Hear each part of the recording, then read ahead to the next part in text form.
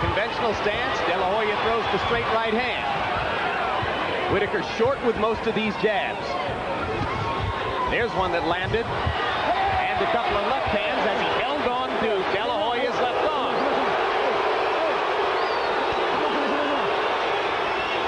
Mills Lane trying to gain command of the fight.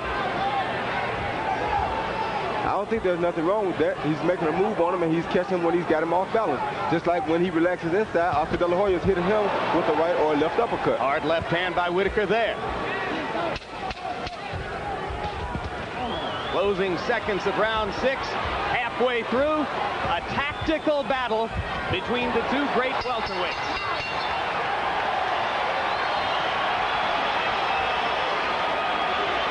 It did no serious damage and has not affected the Larry, fight. let me explain it. The president of the WBC, Jose Sulaiman, insists that if a guy gets an accidental headbutt, he has to even it out somehow or another. So he takes a point from the uncut fighter. That's his justification for it. I don't believe it's the fair thing to do. An accident is an accident. I think if the cut is in a place where it may show up to be something in the future, a point should be taken. But if it's not, then I think the fight should be left alone.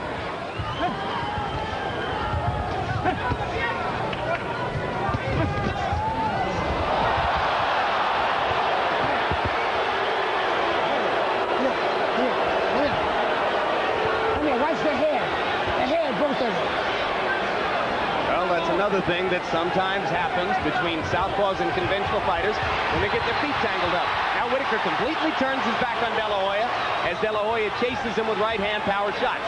Pernell goes back to the jab. De La Hoya has to make sure that he doesn't get frustrated or over anxious right here at this point. This is the type of tactic that can make him get frustrated and get him out of his head. Whitaker is used to this type of stuff. More and more, Whitaker seems to be loading up and trying to land one big left-hand shot, which could change things in the bout. A good body shot by Whitaker.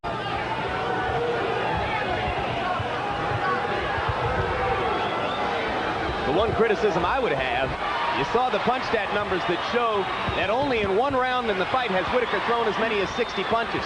I don't think he can beat De La Hoya throwing 44 punches around. Yeah, but how many is De La Hoya throwing? About 40 or 44. Yeah, but how many more landing?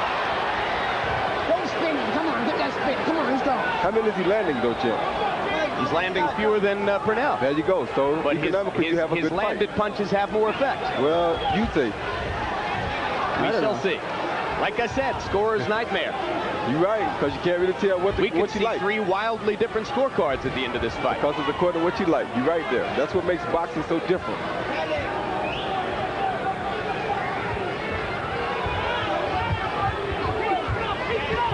Well, Oscar De La Hoya may win this fight, but you can't say that his introduction into the welterweight division has been a huge success so far. Well, he picked the toughest fight he could possibly pick to enter the division. You're right there. Goes back to the southpaw stance, does De La Hoya. I have to even argue that. That could have been scored a knockdown. It is a knockdown. It is a knockdown. It is a knockdown. Yes, it is a knockdown. De La Hoya's knee touching the canvas, and that will affect the scorecards too. So that gets back that point taken away from Whitaker if we have a 2-point round.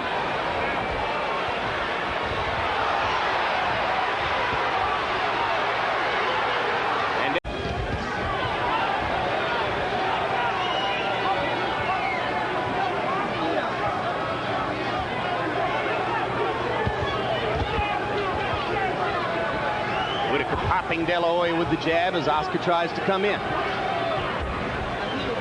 Whatever the outcome of this fight, against one of the best young fighters in the world, the 33-year-old Pernell Whitaker is holding his own, which gives you an idea of just how great he was in his prime.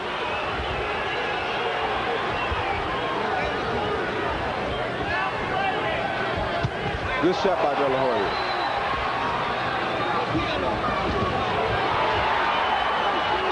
Whitaker keeps going forward here.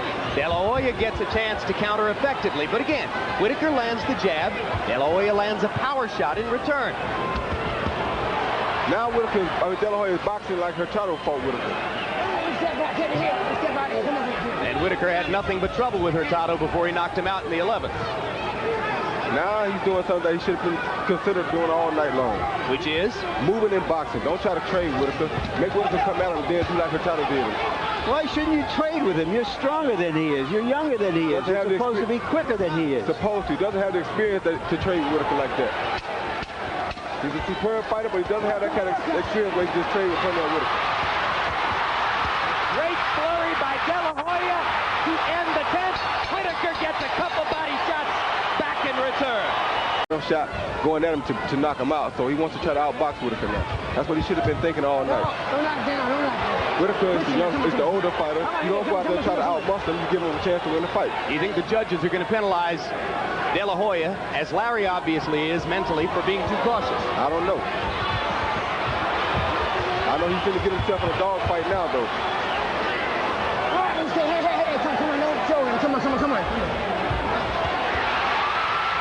Body shots from De La Hoya as Whitaker turned and clowned for the crowd.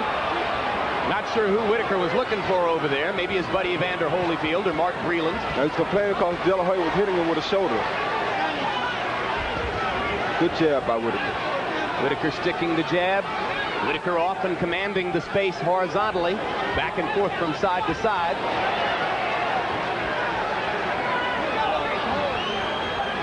De La Hoya with another relatively cautious round. Switches to the southpaw stance, which I think served him well early, but then later might have gotten him in trouble.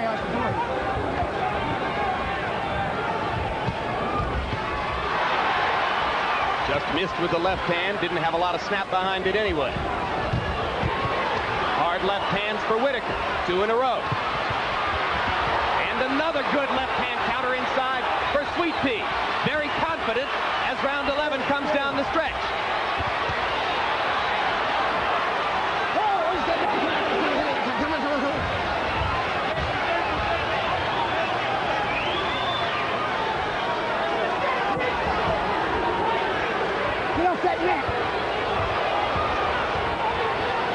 Whitaker has to make sure that he doesn't let Oscar catch him when they're like right there tied up. Right when the referee was loving step in and say break, Oscar's trying to hit Whitaker with a good punch.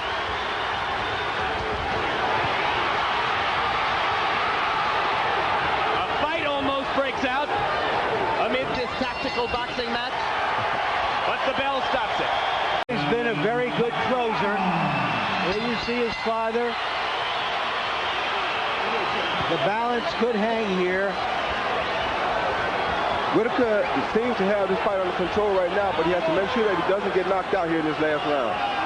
It's the 3rd time in Oscar De La Hoya's career that he has gone the 12-round distance in each of the 2 predecessors against John Molina and Miguel Angel Gonzalez.